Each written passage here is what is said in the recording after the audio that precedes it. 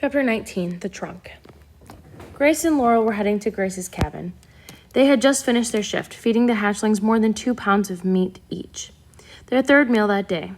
The hatchlings would sleep for 3 or 4 hours now. Luther was keeping an eye on them. As soon as they walked into the cabin, Congo screeched and flew to Laurel's shoulder. "I see you're feeling better," Laurel said. "That's the first time he's flown since Wolf set his wing back. That's the first time he's flown since Wolf set his broken wing," Grace said. Congo nibbled Laurel's earlobe. "That tickles.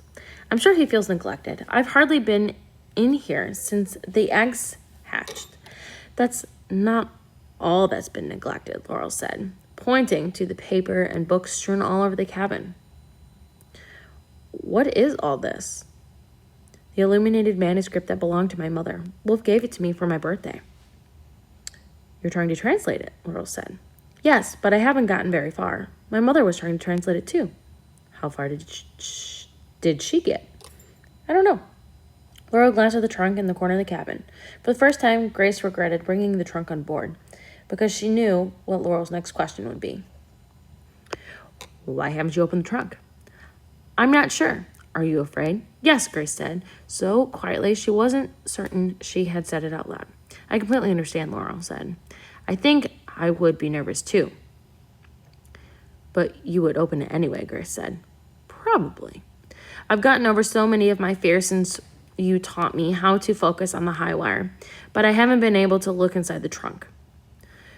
"You brought the trunk aboard," Laurel said. "At least you're trying to overcome that fear." "Marty doesn't think so.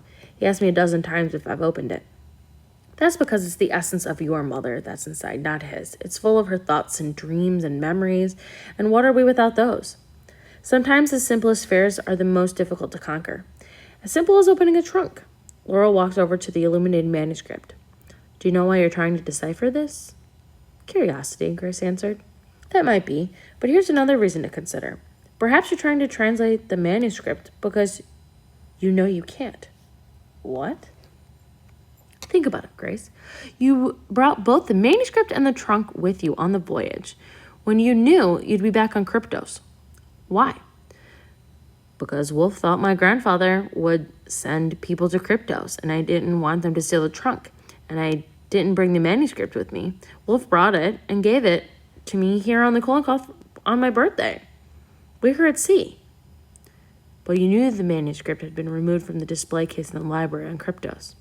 "Yes." "And you weren't surprised when Wolf gave it to you for your birthday?" "No. I think you brought the trunk because of the manuscript. You're hoping your frustration over the translation will make you open the trunk. Your mother was a brilliant woman. Wolf told me she spent years trying to decipher that manuscript. Everything she knows about it is in the trunk. But there are a lot of other things in that trunk as well. Things that you are afraid to learn." "What if my mother wasn't the woman I think she was?" Grace asked. "You didn't even know she was your mother until a few weeks ago. What if your mother is more remarkable than you think?" "That's ridiculous, I know," Grace said. "Will you open it with me?" "I wish I could, but you know as well as I do that I can't help you conquer your fears any more than you can help me conquer mine." Laurel put her index finger, and Congo climbed onto it. She moved him back over to his perch. "I guess we better check on our 2 friends and Luther," she said, smiling. "Make sure they haven't eaten him." Grace looked at the trunk. "If you don't mind, I think I'll stay here for a while." Laurel gave her a kiss on the forehead and left her alone in the cabin.